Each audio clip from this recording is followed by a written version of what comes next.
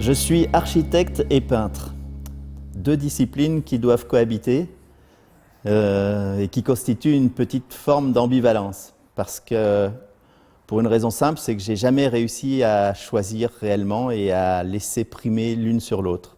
Mais depuis toujours, je dessine et j'ai jamais réussi en fait à laisser tomber cette discipline. J'en ai besoin. Je fais des croquis, je réalise des tableaux. Et depuis une trentaine d'années, mes sujets en fait sont devenus un petit peu monomaniaques. Je dessine dans les friches industrielles, je travaille beaucoup sur les délaissés urbains. À partir de ces friches urbaines, à partir de ce matériel, qu'est-ce que je pouvais faire, qu'est-ce que je pouvais réaliser pour que ça prenne un sens? Parce que c'est gentil de s'intéresser à, je dirais, une patine urbaine particulière. Il y a beaucoup de gens qui le font, mais je voulais que ça prenne sens. Et je me suis mis à réaliser des séries, comme des sortes de travelling urbains, à partir d'architecture que j'intègre dans une ville qui, elle, est imaginaire. Et cette ville, je l'ai appelée Paris-Londres. C'est l'anagramme entre Paris et Londres, parce que, pour une raison simple, c'est que là aussi, j'ai eu à choisir entre ces deux villes à un moment donné. Je vivais à Genève et j'ai choisi de venir vivre à Paris, mais j'ai longtemps hésité avec Londres. Et en fait, Londres, pour moi, c'était un espace idéal en fait, dans lequel je me sentais bien parce que c'était complètement bourré d'usines, de choses en déshérence. On était dans des espaces où on se perdait, donc j'aimais beaucoup marcher, j'aimais beaucoup avoir le sentiment d'être perdu. Et c'est de là que je puise en fait tout ce que je fais dans mon travail de peintre et de dessinateur. Et donc aujourd'hui, ça prend la forme de séries, de petits travelling. Et en fait, je m'aperçois que ça pourrait être un peu plus, ou je ne sais pas, mais quelque chose, une sorte de chaînon manquant entre la peinture et le cinéma. Le fait de pouvoir créer du mouvement, de créer des images qui se succèdent, eh ben, c'est un travelling, c'est du mouvement, c'est quelque chose et qui devient un truc un peu hybride, mais qui m'intéresse, parce que justement, je ne sais pas où je vais avec ça.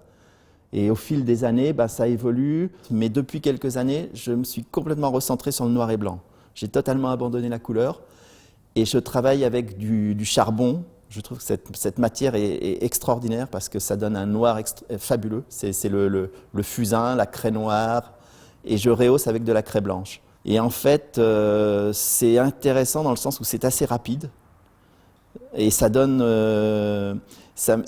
un rendu qui est proche de photographies, des photographies des années 30. Alors, les photographies des années 30 qui étaient éditées en héliogravure. Je me réfère beaucoup à des éditions de plaquettes sur l'industrie de l'époque. Ce sont des univers graphiques totalement dynamiques, totalement intéressants et totalement chargés par le constructivisme russe, par toutes ces... même le futurisme, même pourquoi pas la peinture métaphysique. Et toutes ces avant-gardes se retrouvent dans ces plaquettes industrielles. Et donc du coup, c'est un peu une espèce de rencontre. Et ma technique, à chaque fois que je dessine, je pense à cette patte-là, à cette matière-là. Actuellement, j'ai réalisé plusieurs séries, j'en ai 3 ou 4 que je diffuse et que je commercialise d'une manière un peu particulière. C'est-à-dire qu'en fait, je ne vends pas mes dessins, je ne vends pas les originaux, tout simplement parce que ça me prend tellement de temps que je n'ai pas envie de les vendre, j'ai envie de les garder. Et au bout d'un moment, je me suis dit que ces originaux, en fait, c'était des négatifs, c'était les négatifs du photographe et que ce que je commercialise, ce sont des éditions. Et ça me permet de jouer encore sur la matière. Et de fil en aiguille, j'en suis arrivé à me demander s'il n'y avait pas un scénario derrière tout ça. Ça me donne envie de poser des mots, en fait, là-dessus. Sauf que je ne suis absolument pas écrivain. Et je me suis demandé si je ne devais pas faire intervenir une autre personne, quelqu'un qui sait vraiment écrire. Mais je suis un petit peu jaloux de l'univers que j'ai défini et j'ai du mal à y faire rentrer une autre personne. Et en même temps, si on collabore avec quelqu'un, on doit lui laisser une certaine liberté. Ce n'est pas un exécutant. C'est vraiment une personne qui doit y mettre un peu de son âme. Alors du coup, j'ai tenté cette expérience en sortant de ma ville, en sortant de Paris-Londres. Et j'ai réalisé quelques projets avec une femme écrivain qui s'appelle Anne-Marie Zucchelli, qui a une écriture très intéressante. Et au fil de nos conversations, on a réussi finalement à faire une sorte de projet, de livre accordéon. Ça s'appelle l'esquisse d'une trajectoire. La trajectoire que l'on fait quand on prend un RER et qu'on va travailler le matin. Et il se passe plein de choses. Il y a des bribes de conversation, il y a vraiment aussi toute une matière à traiter qui n'est pas si éloignée de Paray-Landris finalement.